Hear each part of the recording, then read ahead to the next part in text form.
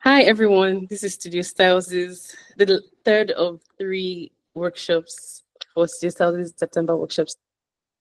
And for this series, I wanted to replace our opportunities newsletter, which is an opportunity, well, which is my way of sharing the opportunities that I have found that I'm very familiar and intimate with, and also the organizations that I really like. And I see Studio Styles myself, aka me, working in concert with. Um, But August, I took a break from work, so I was not able to make an opportunities newsletter for this month. And instead, I thought that it would even be better if I brought on some of the people that I know who are doing amazing work from these organizations or with these organizations that I support and care about, and to ask them questions about how they're honestly, at the end of the day, developing their creative career, either through building institutions or making good applications to institutions or moving from a freelance, hustle thing situation to a sustainable career, either by somehow institutionalizing themselves or just creating frameworks that help them navigate the system better. So we had Sylvia, the founder of LOTA, the Library of Africa Diaspora, on 12th of September. And we had Benita, the founder of Kuta Arts Foundation in Abeokuta, on Monday. And today on Saturday, we have Yaa, Addae, and Uzoma Orji. Yaa is a writer, a social designer, a poet, an educator, so many things. Yaa is a creative, is an artist that in my head, they are one of the people who move through the world in whatever endeavor they're doing as an artist. Uzoma, very similarly, but I think it's easier to define because I just know creative technologist Uzoma Orji, and he runs his own creative studio called Uzoma Studio, UZZZ. I think the ZZZ is for sleep, right? But yeah, he runs Uzoma Studio. Um, yeah, so that's both of them. They're going to tell you a lot more about themselves, and yeah, enjoy. Thank you for that lovely intro. Very happy to be here. Very happy to be here with Uzoma. Not the first time, and will be the last that we are presenting together. Yeah, so as Immaculata said, the first half will be about application writing, and the second half will be led by Uzoma, and will be about talking about how to build a sustainable career outside of freelance gigs. But before so this is the agenda. We'll have the introductions, which we've just done, sort of application writing, freelance and sustainable career, and then a Q&A. But before we got there, we just wanted to introduce both of ourselves. As I said, we do have a working history. Uzoma, I'll let you jump in now to explain a bit about what this is. Okay. Hi, everyone. And thank you, Yaa, for holding it down as well. Yeah, this was from a talk very similar to this that Yaa and I did, I think in 2020 or 2020. The title was Reimagining Cultural Infrastructures, and it was with the Waltham Forest Muslim Culture Forum. And we thought it would be a good, this illustration. There was an amazing illustrator that was on that call, and as we were talking, they sort of like sketched this and presented it at the end, and we thought it would be a cool starting point for our conversation today. It has a lot of ideas that, reading through this, I was kind of surprised maybe, or like amazed, or even grateful for like how many of these ideas still kind of hold true to our practices today, and just seeing how like the thinking has evolved, and we've just been on this journey of trying to show up to these ideas and explore them and actualize them in some way. So yeah, we thought to just introduce, like, to show this as like an introduction of our collective, like Yaa and Uzoma collective brain, I guess. And as we go through the session, more of these ideas, more of these like points that come up, we will like talk about them. There's one in particular that I'm looking forward to like going into a bit more, but I'll say more on that later. Yeah, is there anything you want to add? That's perfect. The only thing that I'll add is something that's also really beautiful about this and will feature in the application writing session is so many of these ideas. It was great to have them on paper, and now looking back 4 years on, seeing how this is pretty much the exact same thing I'm still talking about, just have found new ways to talk about it. And also the fact that this was a joint conversation that was documented, I think, is an example of how working with people, working with friends, you also have almost like a capsule of where you have been as well that can be reflected back to you in moments where you're not too sure about what you're doing. But that will also feature, the importance of that will also feature when I get into the application writing section. So yeah, I'll pass back to Uzoma in 20 minutes. And I'm going to move on to application writing. And before doing so, I want to introduce myself sort of more in depth, because I just said hi, really. But aside from that visual representation of who I am and my work in relation to Uzoma's, how I want to introduce myself to you in this moment is my name is Addae. I'm a feeler. I'm also an eldest daughter, and so I don't like being told what to do, who to be. And as such, this bio is less of a definition and more of an invitation to join me in my current positive obsessions, which at the moment include Doctor Who and other windows into popular imagination, social design, and hidden networks/circuits. These are the few things that have been on my mind as of the past few months.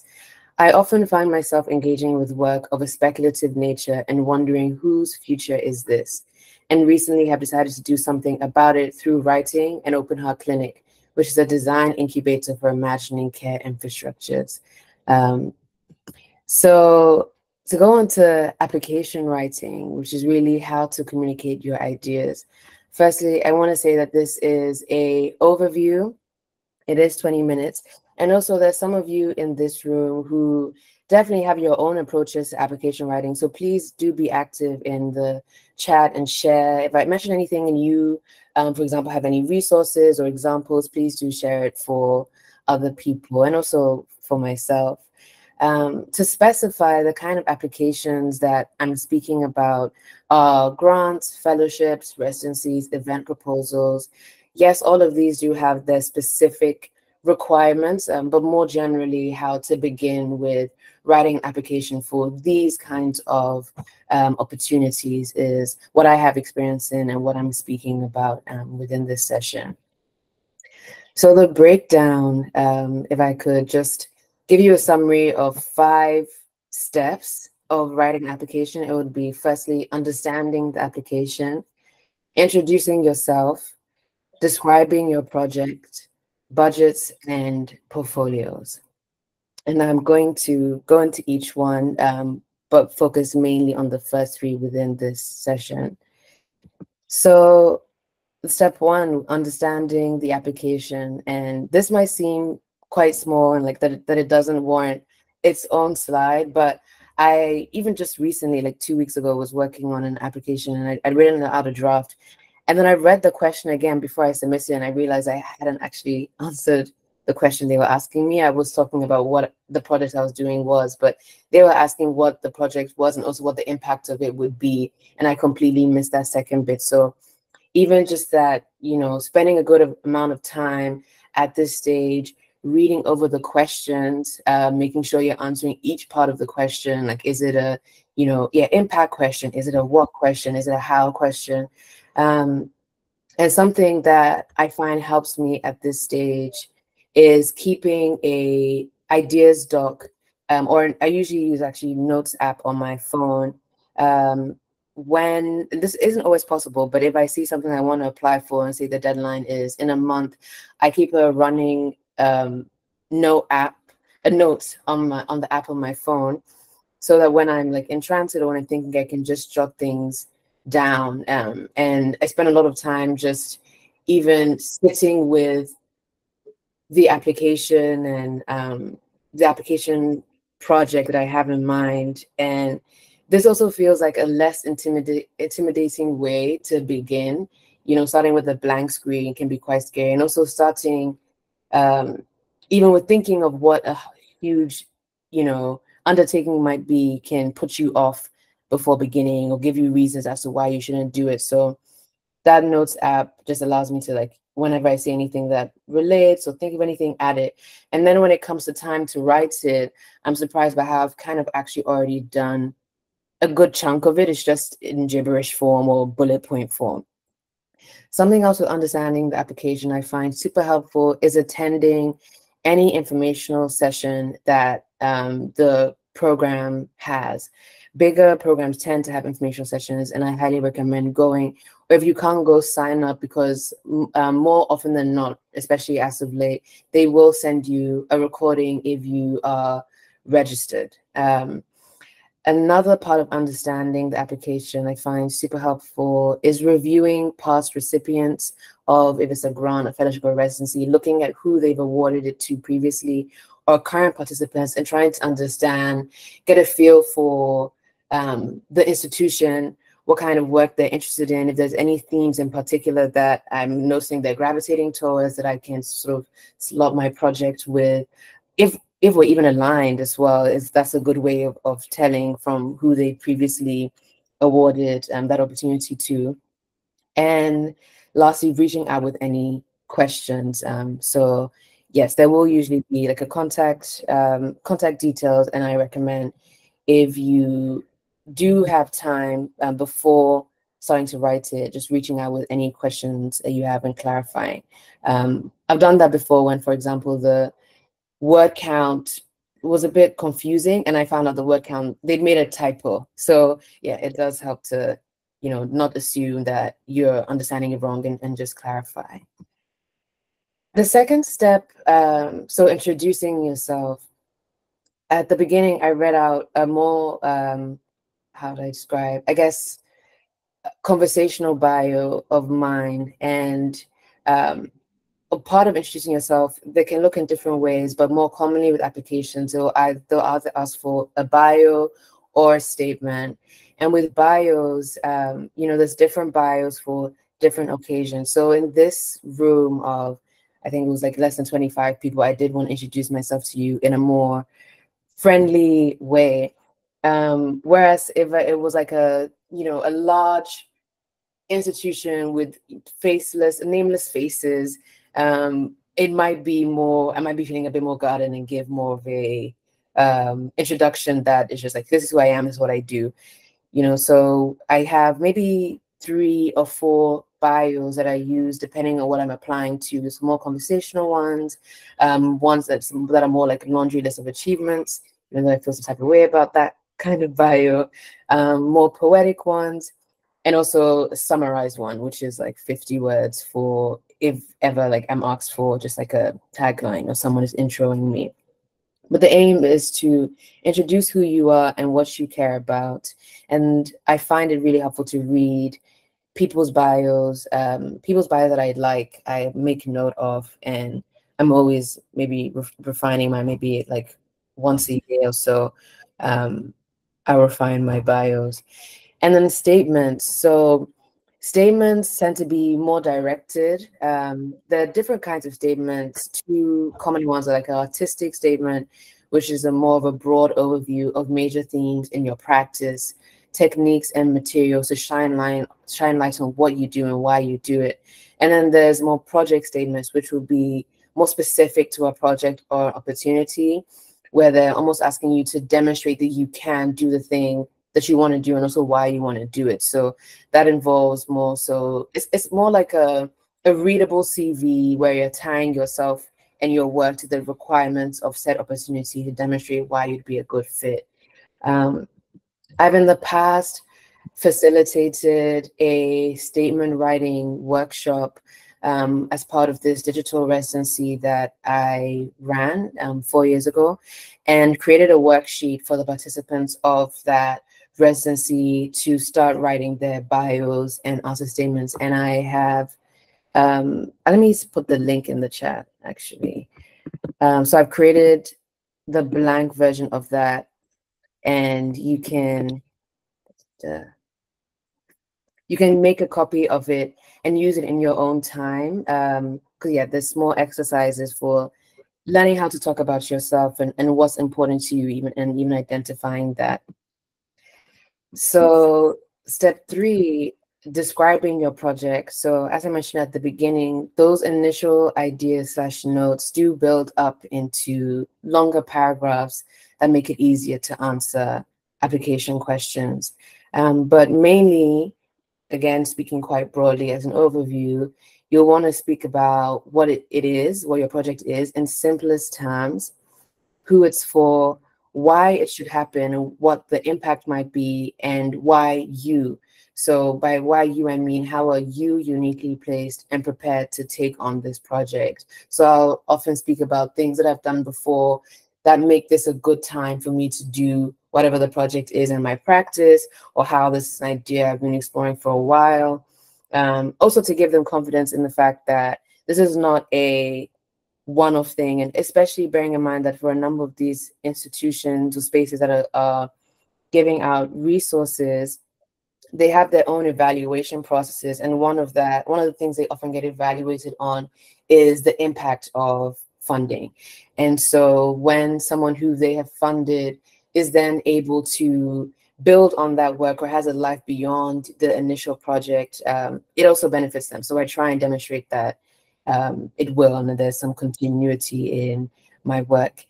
And lastly, before I submit, when I'm able to, not always, before I submit, I always try and get feedback from at least one other person, especially if it's like a large proposal, something that's really important to me.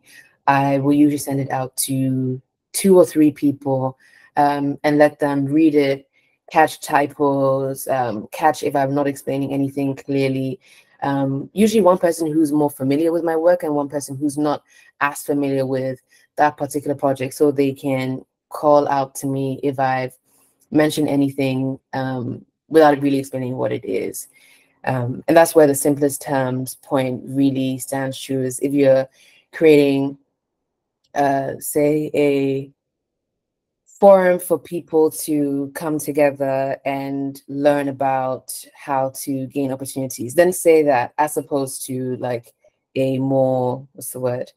We're creating a exchange unit of, speak. Sometimes it has its place, and sometimes, especially for grants, or you do want to be clear and make sure somebody who might not know a reference of yours is able to still come in and evaluate your application.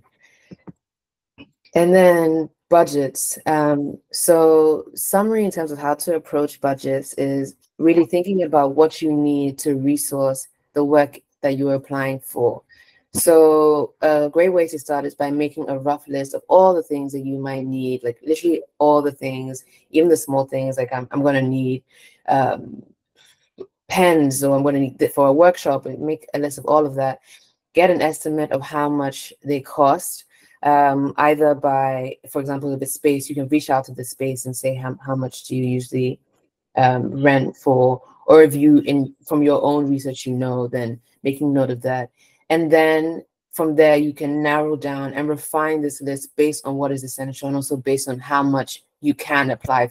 If you can only apply for 1K, then what is it for this specific project that you absolutely need to make it happen? Also, sometimes when I realize the budget far exceeds, or what my ideal budget is far exceeds what I'm applying for, it also gives me reason to then scale down the project in terms of, okay, then can I do a smaller version of it now with this particular opportunity, and I can build on that later. And that's important because often when the budget part of your application is being assessed, they do look at how realistic it is. So if you find that the two are really out of alignment, then just go back and sort of rewrite your project slightly so that it's a scaled down version of it that you can realistically execute within that opportunity. In terms of tips, different projects require different levels of budgets. Like some would ask for just like a list, others will ask for like a really detailed spreadsheet. And some don't ask at all for how you're going to spend the money. They just want to know what your idea is. So do look out for this. And there are really helpful templates online for the different kinds of budgets as well. And then lastly, portfolio building. So portfolio building is really putting together your previous relevant works in a digestible way. And you can use any of the following and more. You can send over a website. You can use Google Slides. In the past, when I haven't had a website, I've used Google Slides or Canva, Photoshop. But all in all, I found that visuals really help. Even as a writer, like I will have like a screenshot of the piece with the headline and then allow people to click into that if I'm sending more of a deck type portfolio. And also labeling what a project is. I tend to do it either all the things either chronologically or thematically. So labeling what a project is, when it was made, and with who. And if you have a long list of past work and you're not sure which one to pick, or there's a cap in the file size or how many slides or images you can upload alongside with the application, then I would say pick what is most relevant to the opportunity. And then lastly, if they are asking for supporting material such as a portfolio, but you don't have previous work specific to the project, the kind of project you're applying for, you can create a mock-up.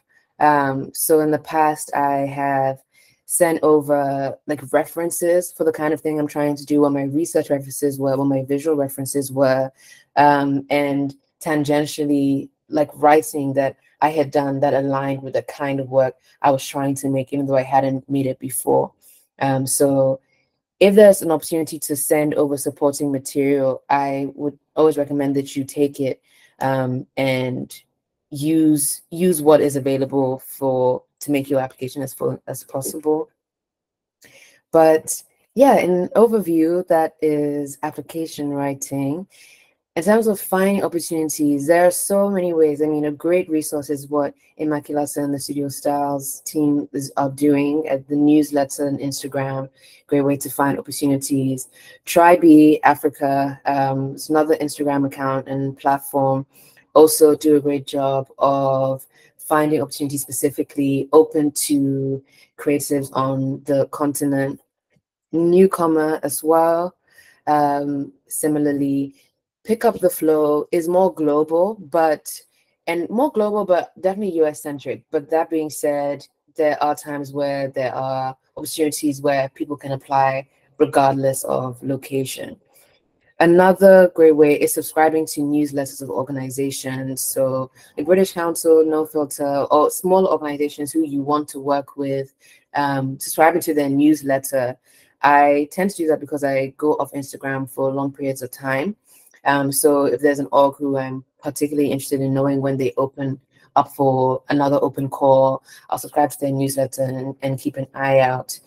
And lastly, in terms of finding organizations who you and your work might be aligned for, a great way is looking at how your peers or people who you admire or in a similar field as you, how they have resourced their work. And seeing what organizations that they have worked with or grants that they have gotten and keeping those on your radar as well. But yeah, so in summary, that is my experience and guidance on application writing. Definitely something I'm always growing in.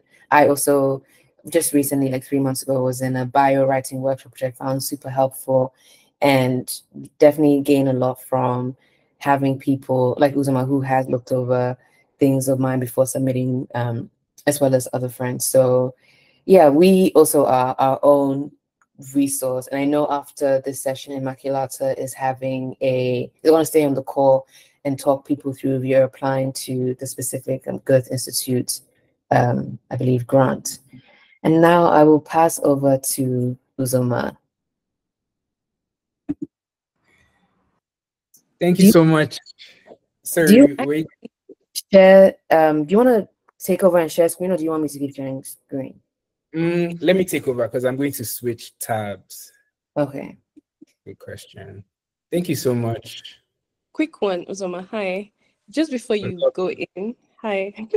Just before you go in, I was wondering because I know we speak about a different thing. We said we'd have questions after, but I just wanted to leave room just for one or two questions specifically to this to Ya's presentation before we now go into the second part. It just occurred to me that might be useful now. Does anyone have any questions? I have a question. I think that's why I'm bringing it. Okay, I'm going to ask my question then. Whoever else has a question, please feel free to put in the chat or raise your hand. So when you were talking about the budget, you made it sound so easy, and I'm sure it's easy for some people, but let me tell you, it's a bit of my existence. Like I cry all the time, real tears, because I find it challenging to itemize and like forecast what my project needs. Do you have any advice for that? Some of it is like, it does not occur to me to include things like pens and bank charges, but also other things is I'm afraid that I do not actually know, like this is an idea, this is a proposal. I don't know how the final thing would look like. And so what the journey to that final thing would look like. And I'm scared that, I'm not going to put in what I need. Also, I don't know how much things cost. I don't know how much things cost. So yeah. No, that's very real. And budgets are also my least favorite part of applications, especially when they're asking for a super detailed one. But I think even though what you said specifically about like not knowing how a project is going to go that's a real thing. But you do have a rough outline from the proposal. So if you know that it's like you're applying to have an extended period of research, and at the end of it, you want to have some public engagement. You're not entirely sure what the public engagement will look like, but likely it might be a workshop or it might be a talk. So you're going to need a space, and you're going to need chairs if the space doesn't come with chairs. And you might want a refreshments budget. You might want like materials budget. And the materials might vary from what kind of workshop you choose to do, but you can say, I know I'm not going to spend more than like $100, if it's in dollars, like $100 on specifically. So having it be, so there is space to be, what's the word, broad, to like list out what the likely cost will be while having space for it to be broad. And also, it's okay if in the end you end up using the budget differently because you're doing a different kind of project and you're reporting. You can say, if the grant requires that you're reporting, you can say, I ended up doing this and this is how I spend the money instead, and explaining why.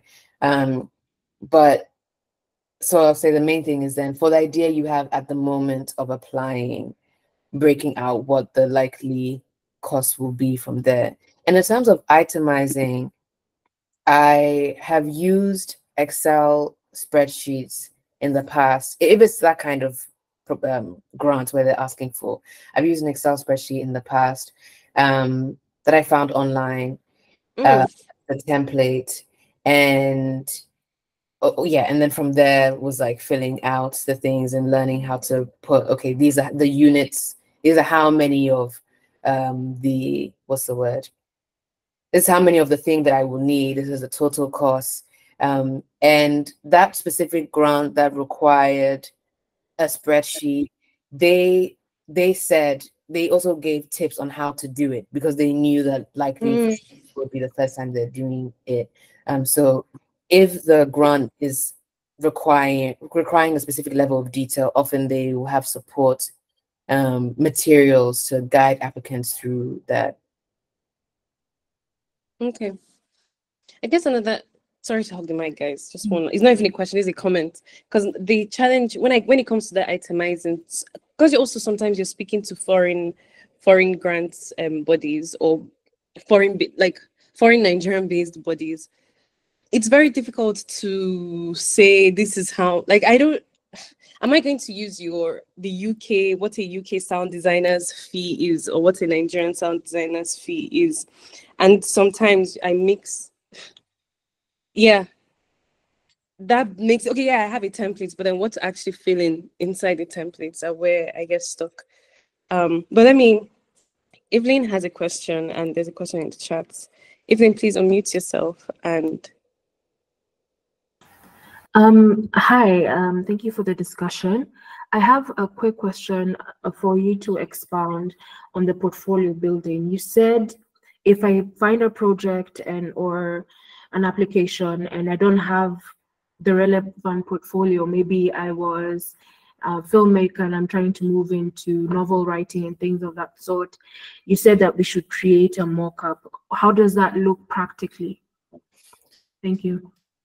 So for a writing project, I guess that's a bit more challenging because it's not visual. But that being said, you could still create an outline of the novel that you can share if you don't have past writing experience. But as a filmmaker, you would still have some, some kind of, writing experience or storytelling experience that you could send over the portfolio. And instead of focusing on the filmic aspects of your work, focusing on like the story, this is my experience as a storyteller. I've created film, I've created this other kind of content before, and in terms of my novel, this is the outline that I'm working with based off of in relationship or building on previous work that I have done. So that's one way that you could send over some kind of like supporting material, even though you don't have experience in that genre. Does that make sense? Or that medium, sorry. Yes, it makes sense. It makes sense how, because they are sort of complementary. I think maybe I should have chosen something other than filmmaking, but for the most part, it's having to be in these spaces and realize when they say maybe you have to have some sort of experience, they want recognizable, tangible. So yeah, maybe I've made a film, but it's only been on YouTube, but they want it to have been on TV. Or they say I've written stories, but I printed it on, and they've only been on my blog, and they wanted it to be on in a recognized publication. So how do you deal with things like that? Is there any way around it? With situations like that, I would say that's also part of okay, two answers. One, I'll say you can package it as, okay, this you have to be published in a specific place. Be like, okay, my publishing experience so far has looked like trying to speak as thoroughly as you can about the publishing experience that you do have, even though it's limited, and applying anyway. But the second thing I have to say to that is there have also been times where I've come to apply to something and being like, I don't think I'm ready for this, and I don't actually have what they're looking for. So I'm going to use my time differently to, because what they're asking for and the time I'm investing in this application, I can use on something else. So that's also sometimes a conversation that you may need to, or decision you may need to make if the application is asking for, so you need to publish a novel to apply for this grant, and I haven't published a novel, then I can't really get around that. But I don't think it's a thing to be deterred by. There are times where it's slightly flexible. It's like you need to have 3 years of experience, and I have 1 year of experience, and I'll still apply. And the times where that has worked out. But mostly when I have not gotten something, or I felt like I can't apply for something because I don't have the experience, as difficult as it is, I try and use it to think about what kind of work I need to make to be ready to apply for something like this. And how can I, even in a small step, I might not be able to apply to that in a month or even next year, but in 2 years, if I start working on this idea, I'll be ready to apply for something like that. So you can use it to work into your long-term strategy and just you've identified that opportunity to apply to later, essentially. okay. I'm going to just ask, please, Uche Akumu and Oluyomi, I don't know if you had a question or you wanted to make a comment, but please could you both write your questions on the chat? And yeah, if you don't mind, please could you attend to the questions in the chat so that Uzoma can we can get some with Uzoma. There's also a question that was in chat from Hawa Mohammed about applying for grants that exceeds the amount you're asking for. Okay. Mine is a comment. Sorry, mine is just a comment answering Immaculata's question. Okay. About the whether to give like a UK artist fee or a Nigerian artist fee. I think with that, sometimes the amount that you're getting in the grant helps you to determine that. So for example, if the grant is, let's say, 2,000 euros, that's already a UK writer's fee, for example. So if you're going to pay that, then you don't have any money left for your project. So that helps you to determine. Also, sometimes if the funding body wants it to be the UK or the Euro standard, a lot of times they emphasize it in the grant, and then the money too is bigger. I think it's less, I've actually been thinking about my comment since I made it. It's less what I do in the grant and how I know from experience how it translates in the actual executing of the project. Because a lot of it also comes down to we don't value ourselves, like we don't value our labor, our creative labor as Nigerians in the Nigerian market. It's just so poorly valued, poorly priced. And oftentimes to make a project, there's a way, there's a tweet Abati Makama made one time. Actually, I have it. I was thinking about it this morning. I don't even know as if I don't have it here. As if it's not the problem I think about every single second of my life. It was basically like, definition of budget in the creative industries, column, an amount of money dedicated to a project that is always too low to do anything innovative or exceptionally creative. And a lot of it boils down to that, like I live in Nigeria, there's a Nigerian market. But at the same time, when I see access to these grants that understand and truly value labor, I now don't know how to actually place myself because I'm operating with these limits in my head. And it ends up coming back to bite my ass because then when I want to invite collaborators that I respect, they're looking at me like, babes, how do you think this is going to fly? Yeah, I hear what you're saying, Chen. Ultimately, that's what I should do. No, actually, I don't even know if that's what, like, maybe I should ignore a grant that is going to, that is offering 2K for a project that if I budget it properly, it's going to be worth 10K. As opposed to then thinking, okay, let me use that to now match, okay, this is a Nigerian. I think this is a longer conversation to be had after, but thanks for the comments. Uzoma, over to you. Thank you. I think this last comment and conversation you're just having is a nice segue to a lot of what I want to talk about. Because as you were talking, I just wrote down like, what are we actually doing? Like, what are we doing? And a lot of the thinking that has led me to, let me just click present or share my screen rather.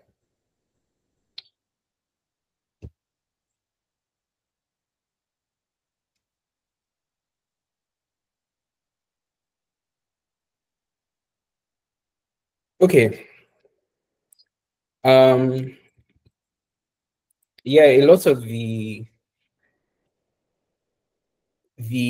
thinking that has kind of like led me to strike out on my own, for lack of it. I can't think of another way to say it, but just, try to do my own thing and build my own thing is this like creeping feeling that I have, and sorry to begin on a slightly pessimistic note, but this is also a response to Yaa's presentation, which is brilliant, which is very useful, which is very like important advice for us to think about. But just having been somebody who has been a recipient of a few grants and been part of a few like international programs and things in the art world, I feel like you get to a point where you take a step back and you're like, okay, what's actually going on here? Like, what is the purpose of these grants, this money that I'm receiving,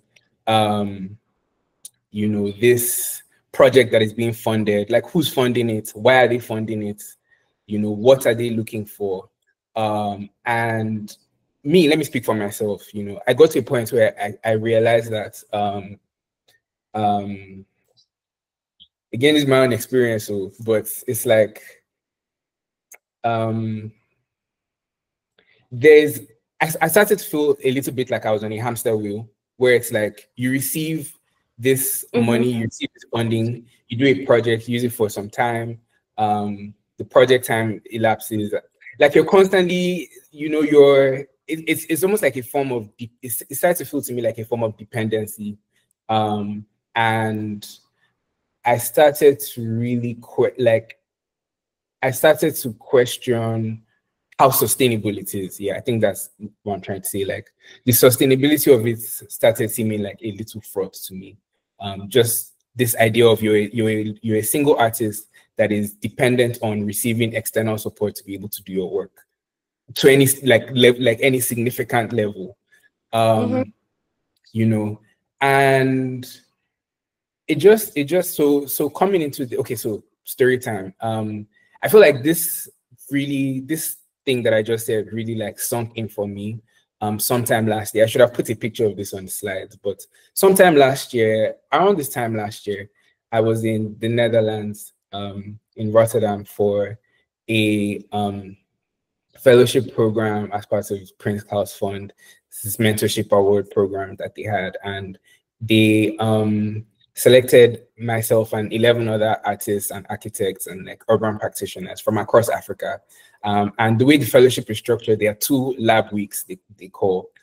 One lab week, so a lab week is basically, the fellowship mostly happens virtually, but the lab week is a period for all the fellows to come together in one physical location and sort of like spend a week thinking, and just, spend a week together. So there are 2 lab weeks for the program, one on the continent, in our case it was in Accra, and then the other one is in the Netherlands, because this is a Dutch organization. It's the Dutch Ministry of Culture that's funding this program and everything.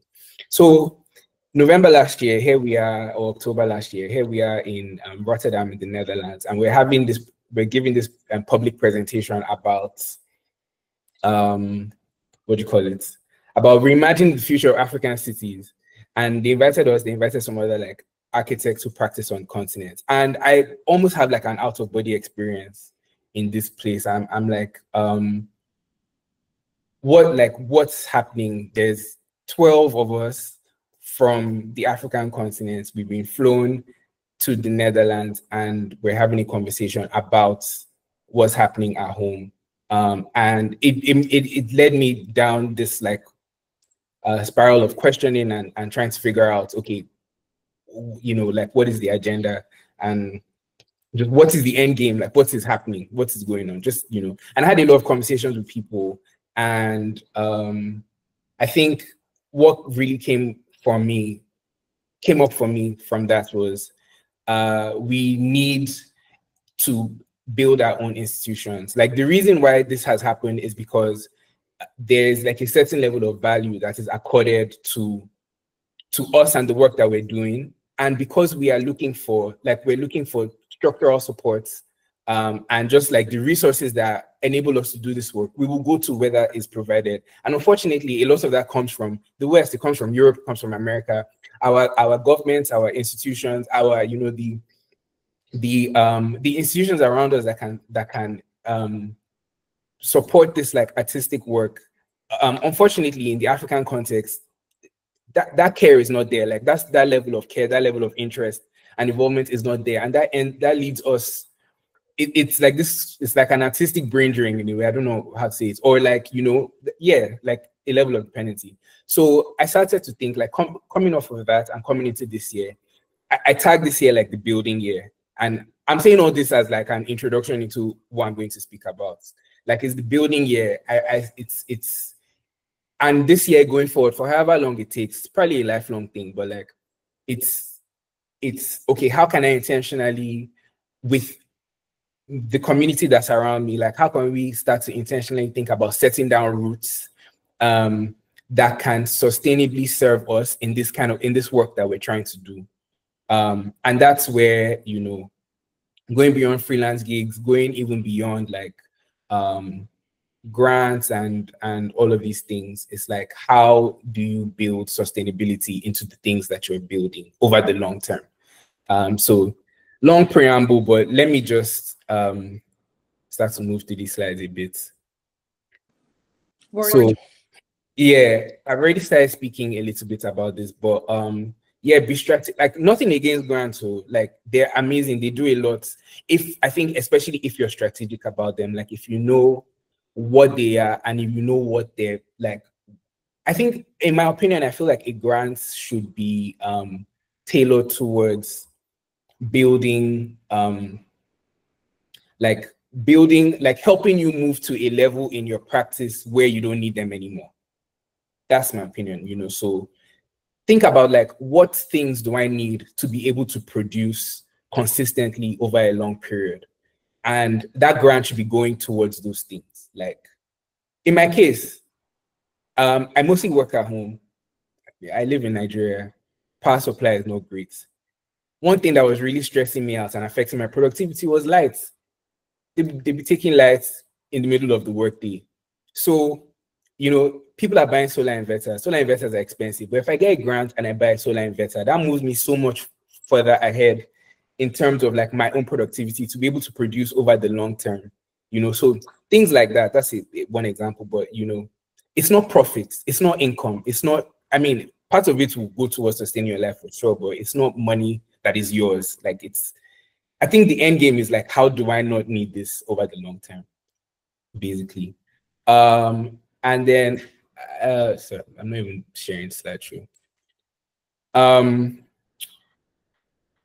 Yeah, so I think that's kind of like a direct response to the grant application. Part of this thing, it's like, the grants are important, but they're not the be all end all, right?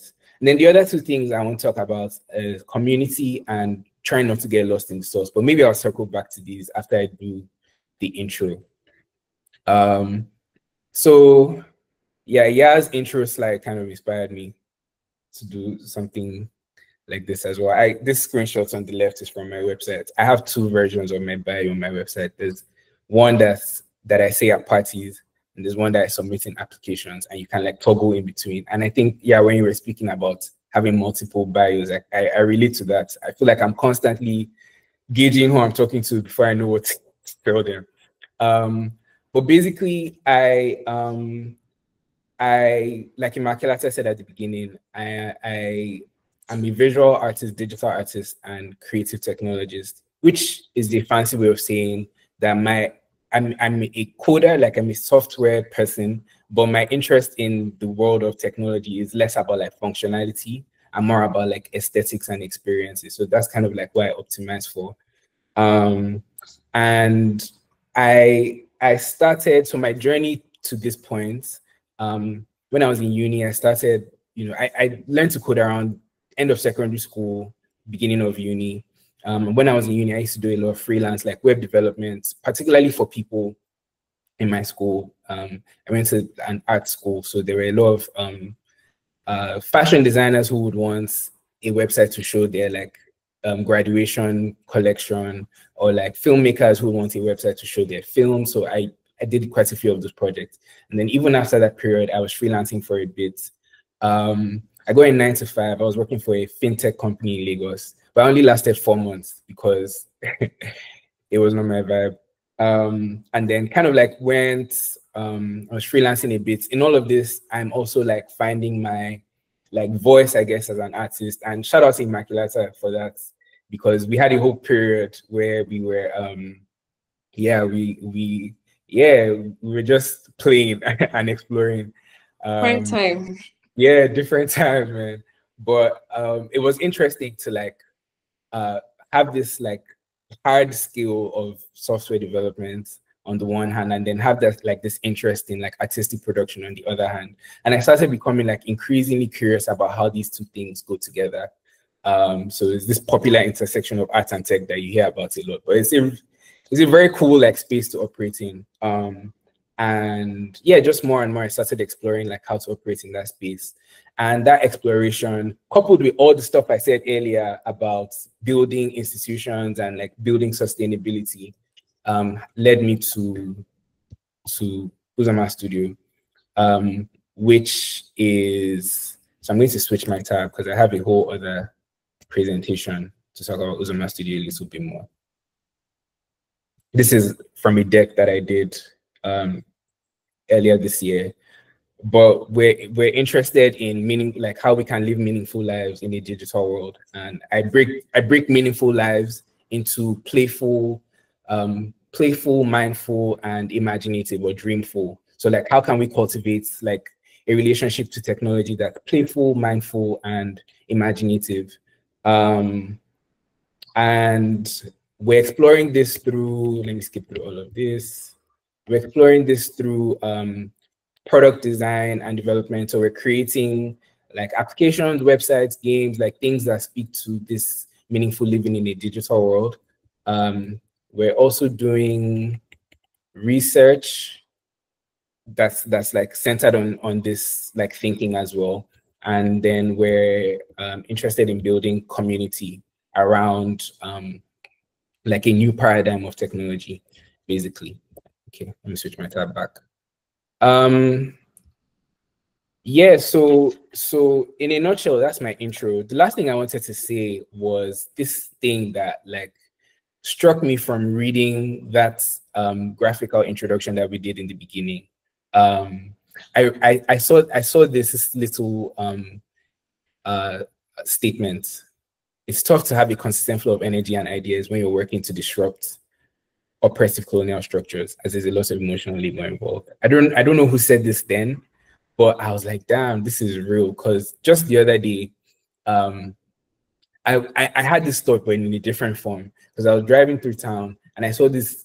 I don't even know what triggered this, but I was like, man, like I think I saw a billboard, some real estate company, and yeah, they were advertising this like estates, and they were saying like, come and invest, and like secure your long-term future or something like that. And I just thought like seeing that billboard made me think about like how sorry, mic is on. Okay, thanks. It made me think about like how like the world of work, the world of like commerce as we know it is very tailored towards like the like financial prosperity, like make money and profits and all of that, which is fine and good, which is necessary to sustain life, to sustain what you're building.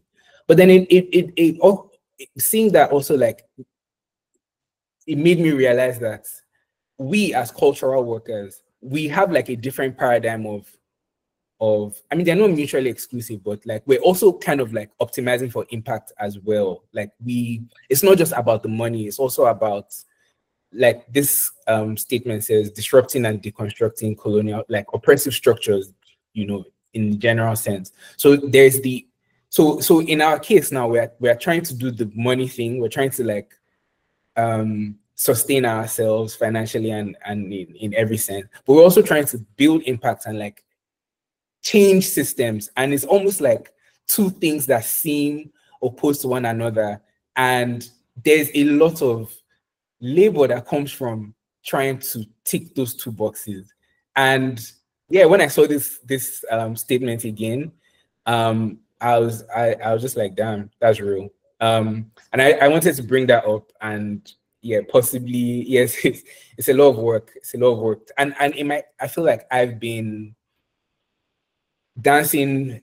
It's like I haven't yet, this is another thing I was going to say, that everything I'm saying is a working, like take it with a pinch of salt, because I'm still, of course, still figuring stuff out. But I feel like constantly dancing between the profit part and the impact aspect, and like trying to find the balance, and like how does this work, and where do you know, that is a lot of where the work I have found lies for me. So yeah, I think Max.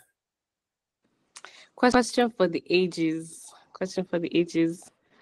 Thank you so much for that, for your presentation. Also, yeah, thank you for your presentation as well.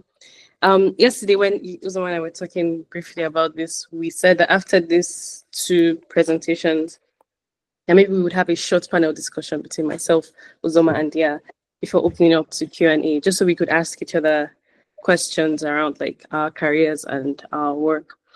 And I don't even have a question to, like, it's not a question, it's more in, like, this comment I'm about to make is not a question because I'm not confused about it, but I am very consumed by it. It's the, like, I'm going to bed at night and thinking, how on earth can I make impact work profitable? Not just for myself, but for the entire industry, the entire, like, everybody. Like, why must it be in order to, you know, in order to inspire a kinder way of relating with each other, I have to die, I have to starve, I have, like, at the end of the day, that sounds like you're not getting your goal, because if you're starving, that's not a kinder life, that's not life affirming.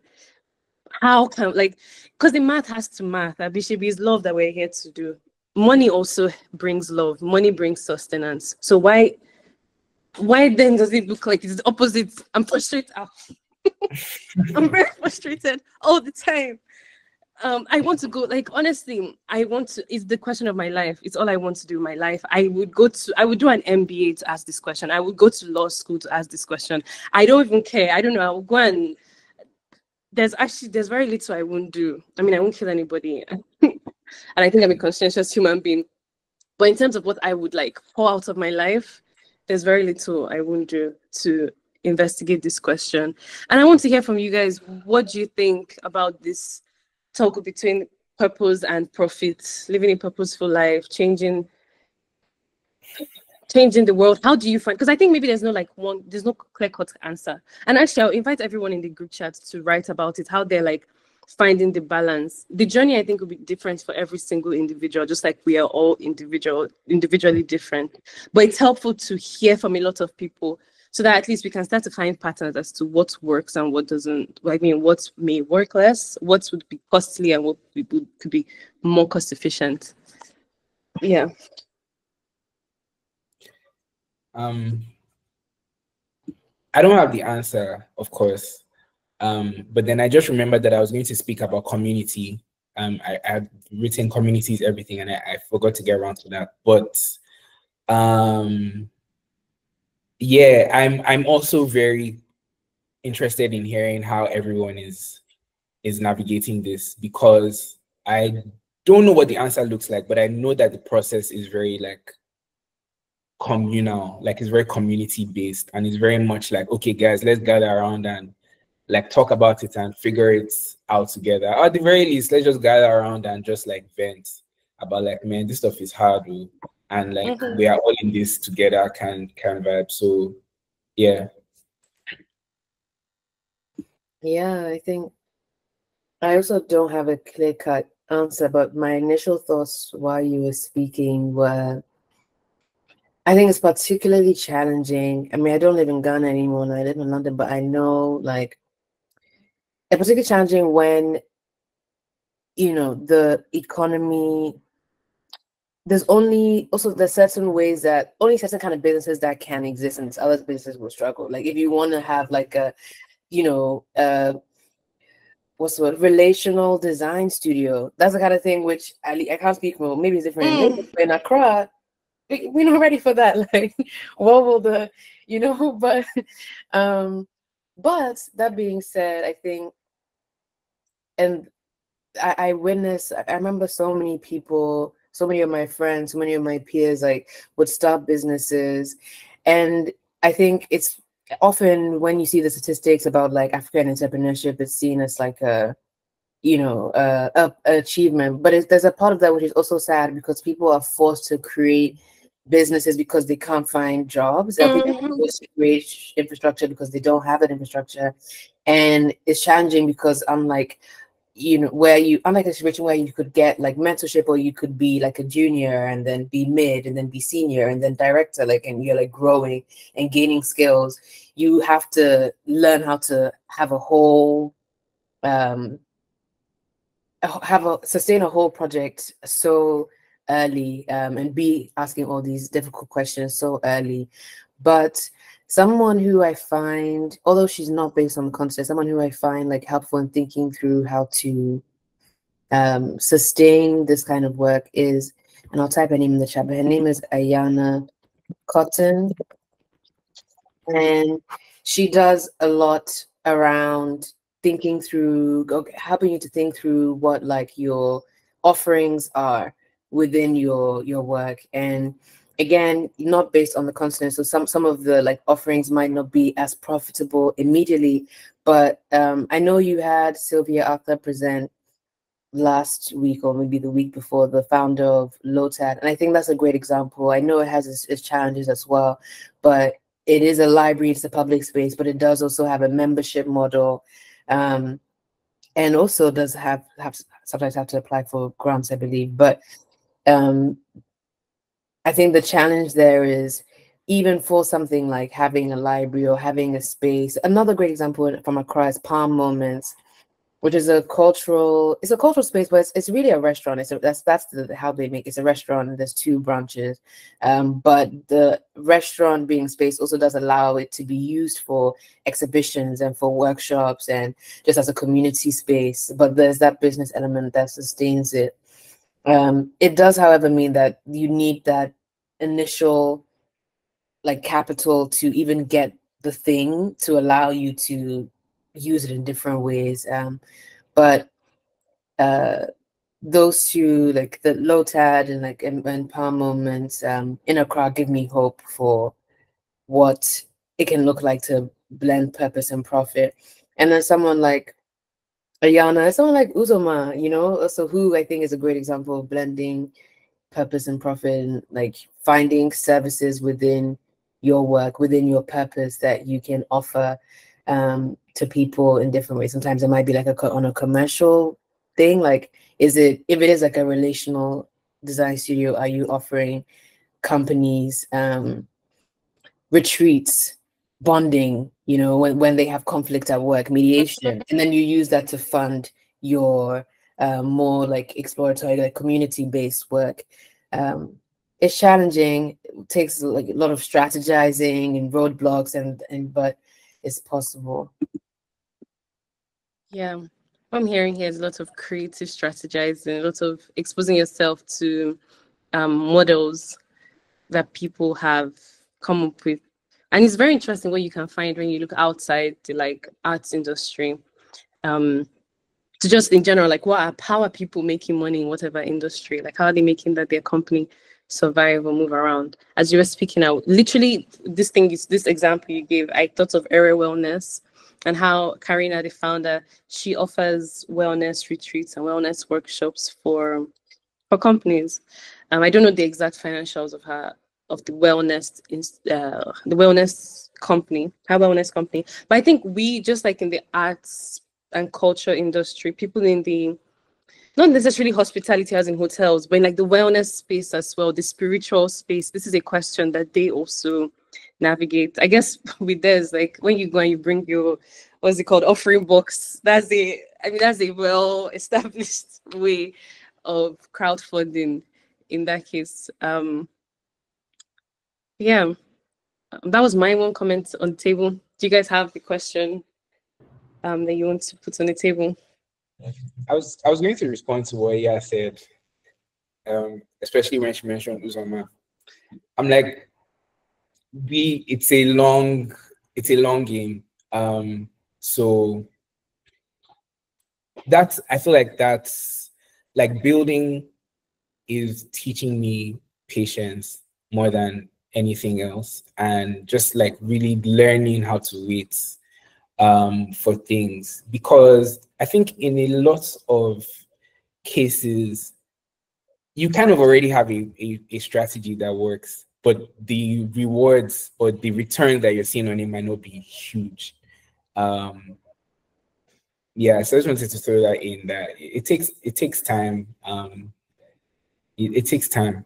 It's worth, it might sound cliche, but I think it's worth repeating. Yeah.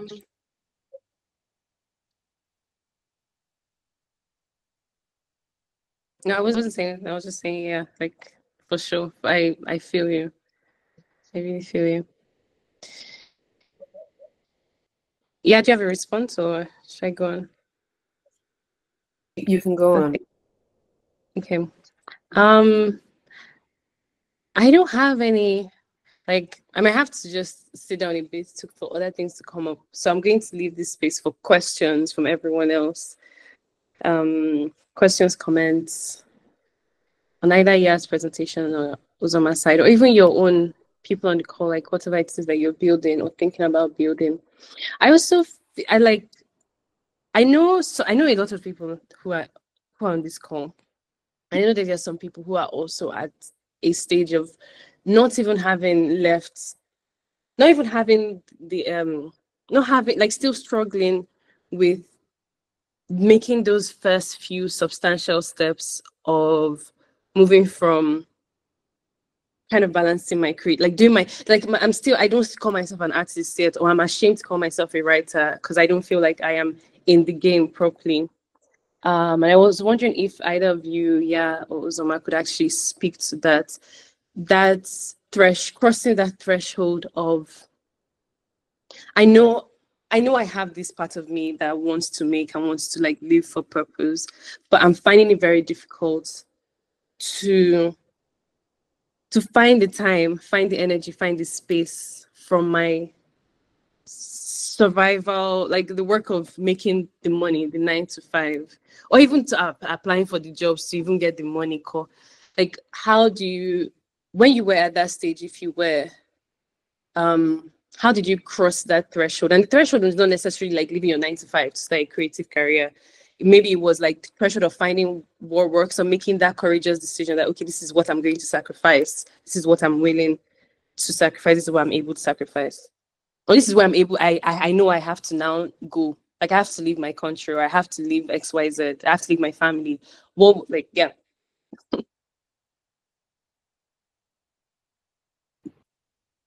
Uzoma, did you want to go first? Or okay. Yeah, I have been at that crossroads before, and well, two things from how I understood your question. In terms of finding what it was that I was interested in, and like what it was that I felt like my purpose was, a lot of it was returning to things I was obsessed with in childhood. When I went to uni, it was initially to do political science, and I ended up taking like all sorts of other classes apart from political science until like my second year. And in doing that, like I was taking like art classes, and I was taking history classes, and I was, yeah, just getting back into things that I had been interested in before I was told that I needed to be like a lawyer or a banker to be someone of note, or someone who could take care of myself in the world. So, and then getting way back, because the first job I ever wanted when I was a child was to be a writer. Well, firstly, it was writer, then it was an actress, then it was a screenwriter, because I've learned that they combine film and books or writing, and kind of making my, I'm not like interested in screenwriting at the moment, but like kind of making my way back by having had that space to explore that through learning. So I think learning, whenever I'm in a slump, like whenever I'm either having like a depressive slump, or I'm just like very unmotivated, I tend to sign up for extracurriculars that I can. So like like a reading group or classes, and that always kind of brings me back to myself. Not almost immediately. Like the most recent slump I had was last year from October till like December. And in that time, I was in 2 classes. I was in this artist recovery club, which was using the book The Artist's Way. Someone was facilitating a club using the book The Artist's Way. So we would meet once a week, and we would go through the different activities together. You had to go on artist dates with yourself once a week, and you'd share reflection of the club. And one, it forced me to close my laptop at the end of the day and see people. And 2, when I was like just feeling very, nothing really matters, it reminded me that things actually do matter to me. And the second class was one facilitated by Ayana Cotton that I put in the chat, which was around thinking through how your creative work could sustain you, and also what even that creative like offering is. And although I didn't immediately action the insights from the class, I think just being in that space and being reminded that like my imagination is powerful, and being also in a space where other people were at a similar place reminded me that, oh, we're all kind of in this process together. So that's my answer in terms of finding purpose. And with Crossroads, like deciding what you are willing to give up in order to get there, I think that's a very deeply personal decision. But for me, I knew the Crossroads I was referring to was 4 years ago or 3 years ago when I moved to London. I had gotten into an MFA program in Kumasi, which is a city in Ghana, for those who aren't familiar. And I'd also gotten a job at this African women's media company or publication, which has kind of shifted now, but at the time was a publication called Amaka.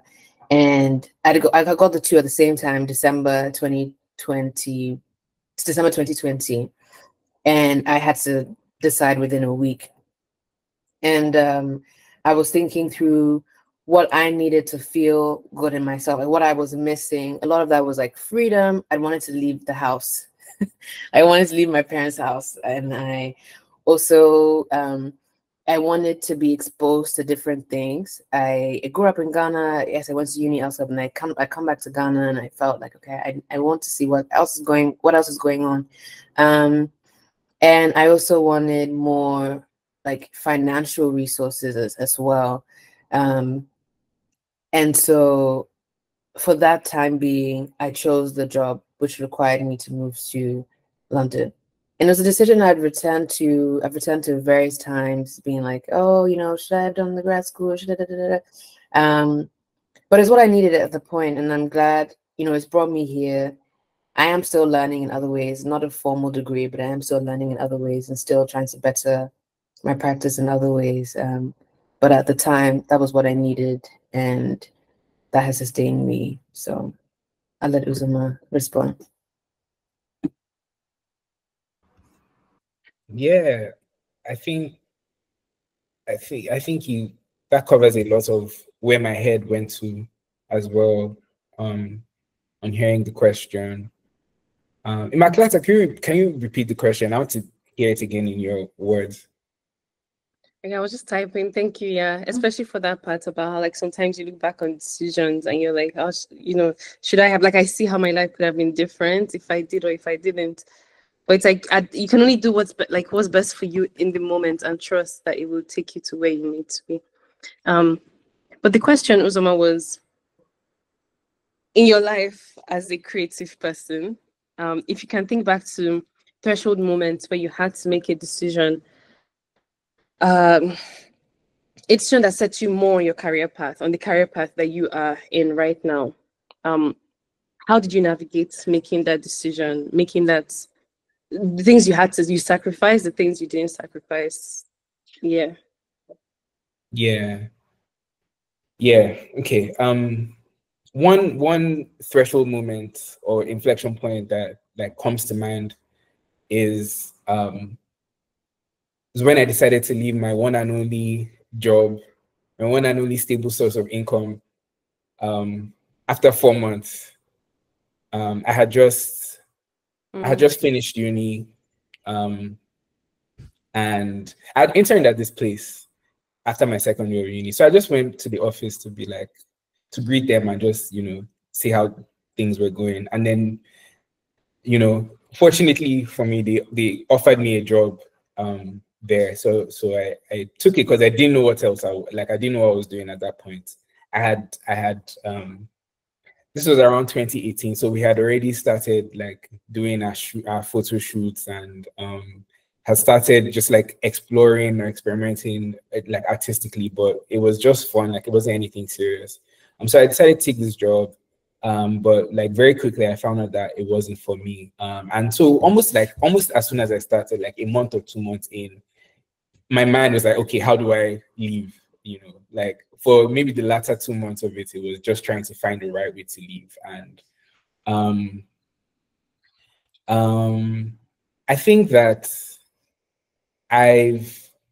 personally, I was thinking about this the other day, and I was like, yeah, I'm with when it comes to like ideas or dreams, I think I tend to be very like unrealistic, like very not practical, just very much like, let's just do it, it'll sort itself out. In the sorting itself out, that's when the practicality comes, that's when the like strategy comes. But in the dreaming, in the like the initial jump, I kind of just go. And that moment was definitely one of those moments, because there's no reason why, as a young school leaver in Nigeria of 20, what year was that? 2019, 2020. You know, there's no reason why you shouldn't, you should leave a good, like a well-paying job at a good company with a good boss. And like, you know, it was like all the things you hear, it's like, this is so rare, you're so lucky, but man, I think long story short, it's like leading with your spirit. That's how I think of it. It's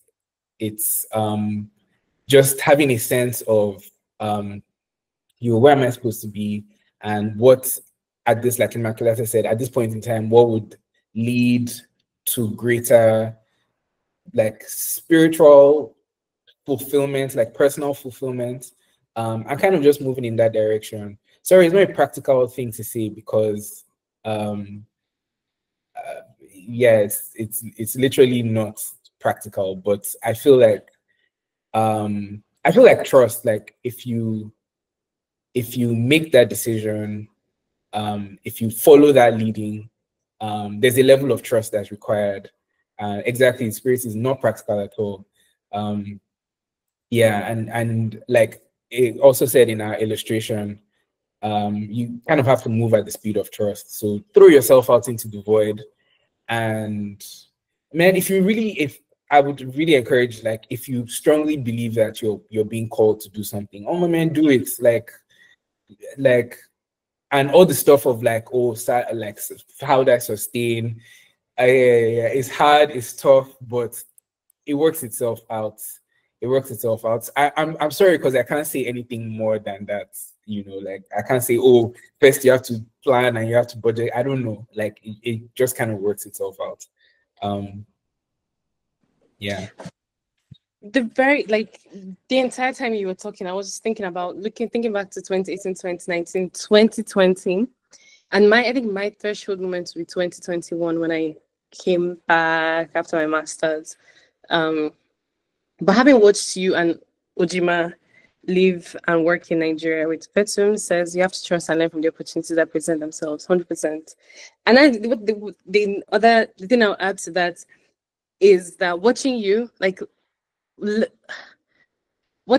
Uzoma and seeing that people have done it, invaluable. Like, I don't know that I would have done it if I hadn't seen you guys do it. And it's so easy to underestimate the value of seeing other people, because you think, oh well, like the way the world is, this could easily be my world. But if I hadn't seen the example of just Uzoma and Orji, I remember like my whole family was completely against. Like, to say completely against is actually a euphemism to me coming back and like leaving my PhD.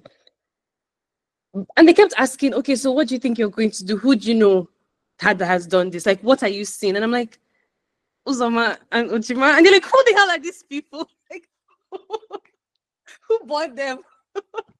But I'm like, I don't know, but because I see people doing it. And I remember a lot of those early months. I don't know that maybe Uzoma and I said this a lot, but I just remember speaking with her, and we would say take risk and succeed, because there's a meme where the guy is like, take risk and succeed, right? But then we started with that meme and was like, actually, when you take risks, especially this, not every kind of risk, a risk because you can fail. But when you take risks of the spirit, it's almost like the universe actually, like the person you become will catch you. Like the universe wants you to take that leap to attend to it. But I think it's only like, it's something you have to become a person who believes in your spirit like that for this to be a self-fulfilling prophecy.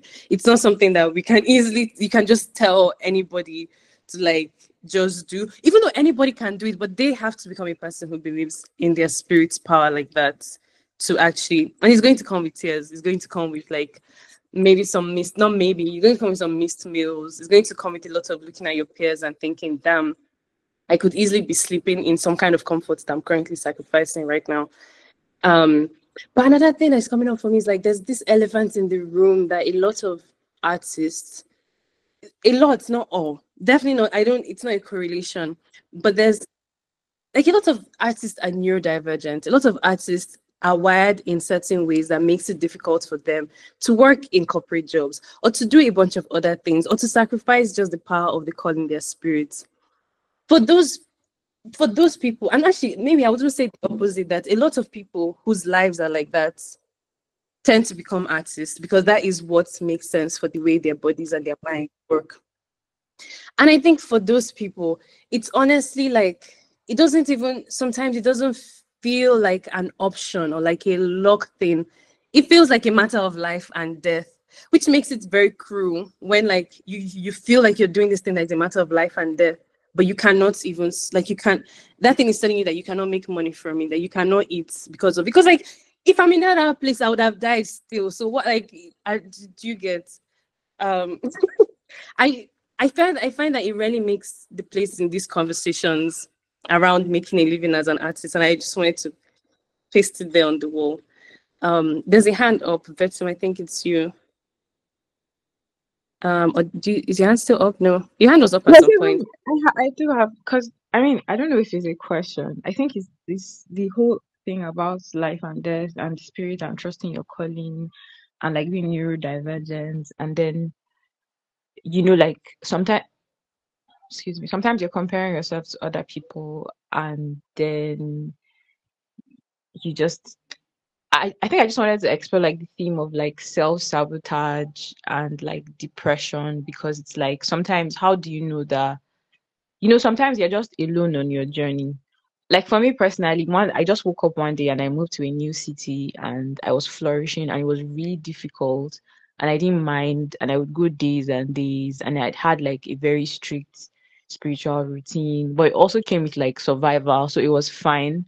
And then one time I just came back home and I just like clocked out and I was like, you guys know what? I don't even want to be in the arts anymore. And then I went to like a corporate space, and like all of my like the spiritual intensity I'd experienced, I started to like project it onto the office space, and it was really toxic. Mm. And I just like clocked out. So I just wanted to talk about like how do you know that you're dealing with like self-sabotage, and like, because like Yaa mentioned, she had a job and she took the job, let's leave her parents' house. And sometimes we find ourselves back in spaces that we did not envision we would find ourselves back in, and we're trying to find like the inspiration again or like grow from it, and it could be very difficult because it's like everything all together. It's like the past is the present is the future. When you're looking at the past, you're not sure of the present and you're not sure of the future. It can just be really overwhelming.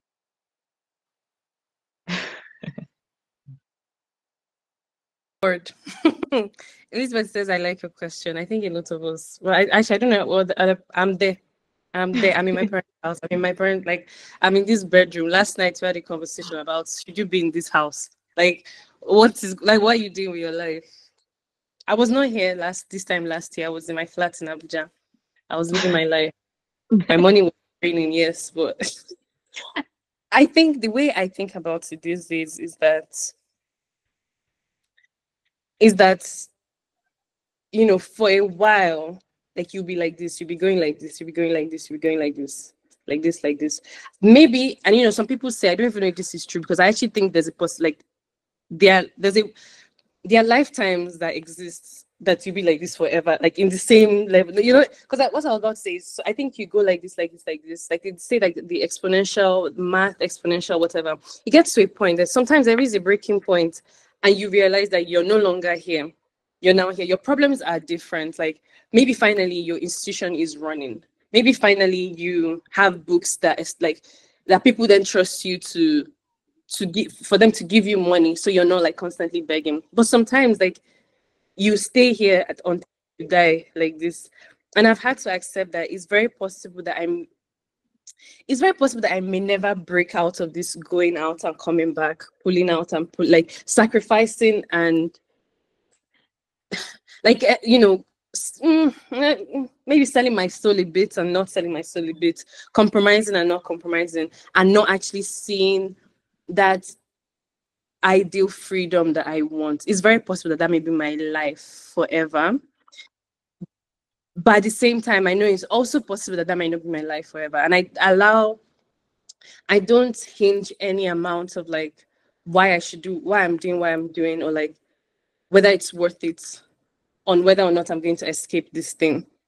And somehow that allows, that has allowed me freedom in and equanimity. I like the word equanimity. It's like anything can happen, but I know I'm doing only what I can do, and all I can do is do what I can type thing.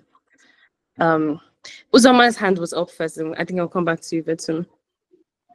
Yeah, no, I love this response so much. There's a level of freedom that comes when you move this way. It's hard. It takes a lot of giving yourself grace, but it also gives you peace, and it allows you to take the risk that you need to take. I call it catching cruise with your own life. Like you kind of have to catch. That's how I see it. Like, and I think of it as like it's all data.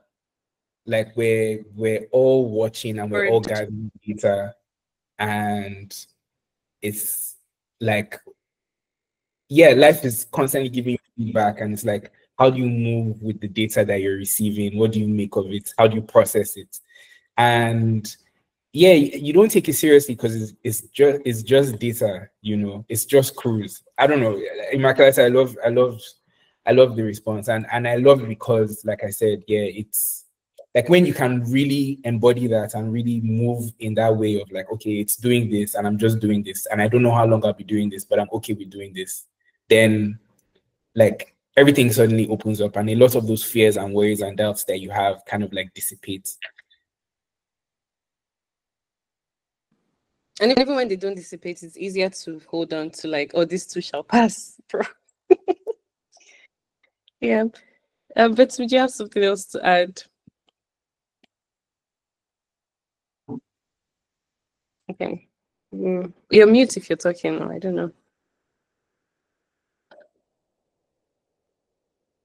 Okay. It's 11:36. I'm happy to say that, well, I'm happy to come here to cut here for us to, like me, I'm happy. I don't have any more questions. And I want to now transition to Q&A to the public, and then eventually the Getting Institute's the Getting Institute section of this call. I'm going to leave about 2 minutes of like awkward silence for people to raise their own questions or their own comments. And if nobody asks anything in 2 minutes, then I will officially call it Getting Institute time.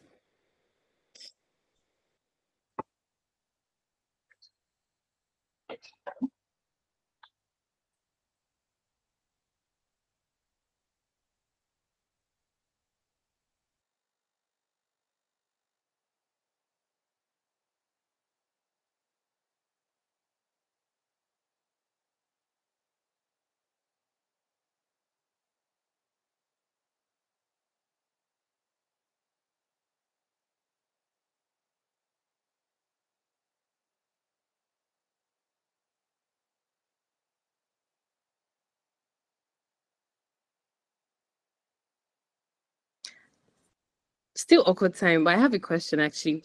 People who are on the call, could you put say something on the chat about why you joined this call, like what you were hoping to get out of it? I know you already sent your questions, and I hope let me just look through the questions to be sure that we touch some of it. When someone had asked this question, when thinking about spirit on the ground is the way of responsibly answering questions about how to meet both a community you don't know and one that you know intimately. I remember I don't know if either of you saw the question. First of all, I can't lie, I did not really understand it. Some of the words, I was like, I'm not sure. But Let me see what other people on the chat are saying. Karen, I was trying to say something, but my mic is no. Hopefully you can type it. Mfombong says, I was hoping to have a community of creatives. How I was hoping to get more clarity on how to craft good applications. Chimak has a question for both Yaa and Uzoma. Did you ever encounter any problems or obstacles when crossing that threshold? If so, how did you maintain belief in your goals? And Elizabeth genuinely came with no expectations because she's currently not in a place to apply for grants, but she's glad she stayed. She came to listen. So Chiamaka's question was about encountering obstacles or problems while crossing a threshold, and how do you maintain belief in your goals?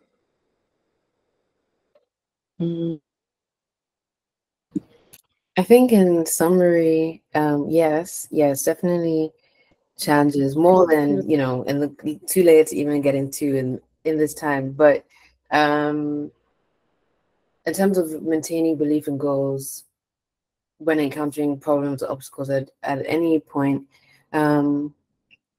something a friend of mine a few years ago compared me to permutations. I was using like permutations to like describe how she saw me move in the world. And I never felt more seen. But also I try and remind myself of that as well whenever I face any kind of obstacle or I'm not sure, you know, whether or not I can be, I don't know, like work in healthcare and also be interested in like the arts and so forth and on. And that like there's so many ways, so many different ways of approaching something, and there's so many different, what's the word, versions of myself that I can be, but also that in the past I've always demonstrated what is consistent is I've always demonstrated an ability to pivot as needed, and be adaptable and rather like having faith in that. So I have faith in that skill. And that's kind of allowed me to believe in not only my goals, but the fact that like I will be able to make those goals even if it looks very differently than how I first envisioned.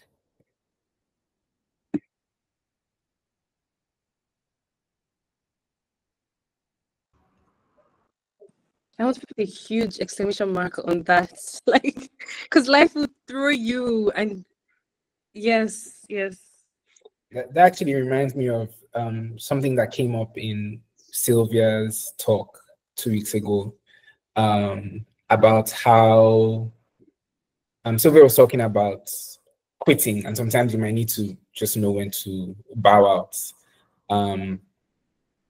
You know, but I think kind of like similar to how you were describing life as this, you know, just kind of remaining nimble and knowing that, again, like if you're called to something, it can, like that conviction, the conviction of the calling stays, but the way of it, like what it looks like can change. So I think you need to know when to, you know, be able to pivot, and just what the new season of that calling is requiring from you, you know. Yeah, that's what I would add. I think also directly to the question, I would say regarding like obstacles and challenges that I face on this journey. First of all, every day presents its own obstacles, its own challenges. I feel like the underlining obstacle is just like, what am I doing? Like trying to make sense of it all. But at the same time, it's you know, I'm learning, and I've learned, and I keep learning to like just trust in my own curiosities and follow them, like the things that I'm curious about exploring, just kind of like using that as like a signpost, and just following that as much as possible. I think it helps. Like having more faith in your curiosity than in the obstacles or the doubtful voices is very helpful.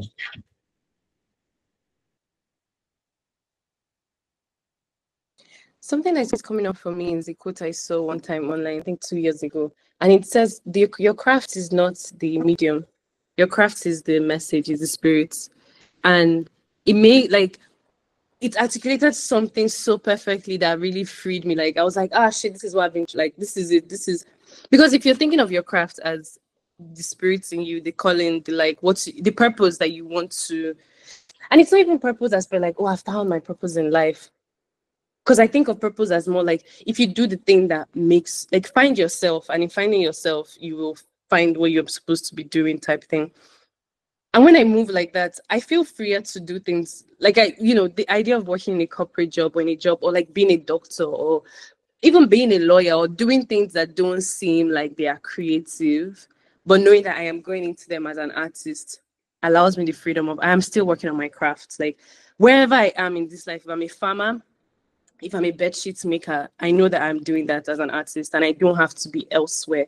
And I don't have to be beating myself down or, feeling guilty about not practicing my craft in this very, very specific medium or this very specific way. Says, yes, we're both talking about that. Oh no, so Karen's thing was, thanks for your presentation, it was very insightful. It was a comment on Ayana's work, which I got introduced to by Uzoma. I've attended her course last year and it was a great resource to have clarity soon on how multidisciplinary practices and how to leverage them financially. I just wanted to emphasize that great resource and investment really helped me. And applications are open for the next course. I think, we're part of the first cohort last year. Isabeth says, thank you. Says, yes, we're both part of it. Okay. Yeah.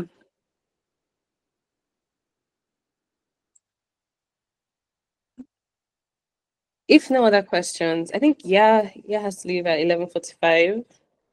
Thank you so much. I cannot, like, every single time you say thank you, it's like real pure heavy gratitude, and not even just for what you brought here, but for who you are and what you do. Like, just like I said about watching Uzoma and Ojima, also watching you move through the world in the way that you do allows me, like, reminds me that possibility is real and that the things that I want to do are within my reach, within my grasp. So I really appreciate that. Thank you. Thank you. Thank you so much. And thank you everyone for being with us for 2 hours on your Saturday morning. I hope this was helpful. Okay. Hey. Uzoma, do you have to leave as well? I agree with you. Okay, thank you. Also, let me tell you, so it's like I'm saying this to everybody, but also to Uzoma, there were lots of conversations we had in 2021, maybe 2022 on money and like, tweaking our limiting beliefs around money. But then those conversations ended up also just being about energy. That was where things like living in the energy of your dreams came up. Those conversations, I can't tell you just how, like, we didn't know what we were making when we were making those conversations. I mean, I think we knew, but like, they have continued to like fuel me really, because every time when money has gone like very, also let me say this, I come from an upper middle class family, so when I say money is like, it's not as if everybody else like, it's not as if I have family to worry about. This is me alone, so I'm going to put that out on the table.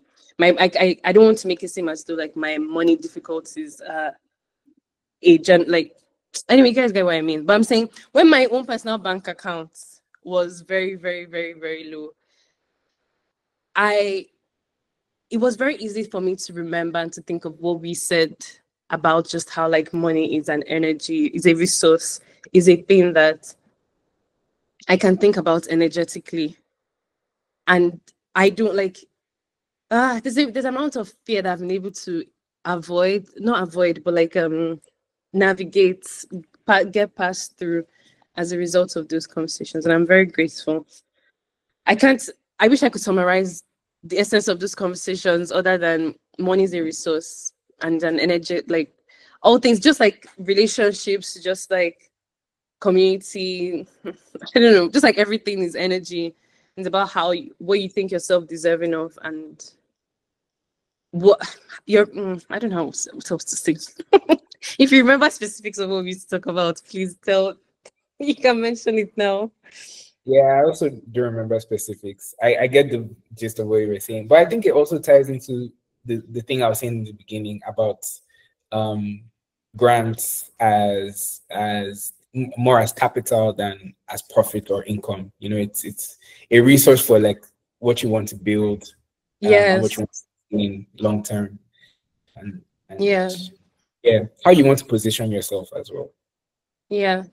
I think one of the sentences we may have made was about how like money is not the end, but you really have to think of it not as the end, but as the resource for the thing that you want to do. Because then that opens room for, okay, this thing I want to do, how else can I do it? What other resources can get me to that goal? Now that I know that this number is not the goal.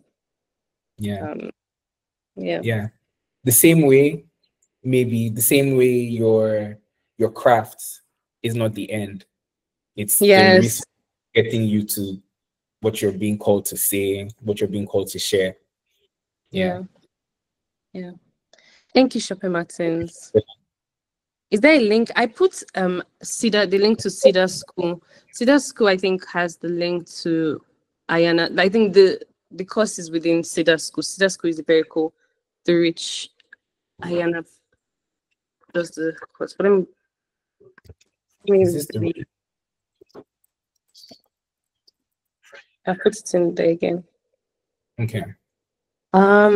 Okay.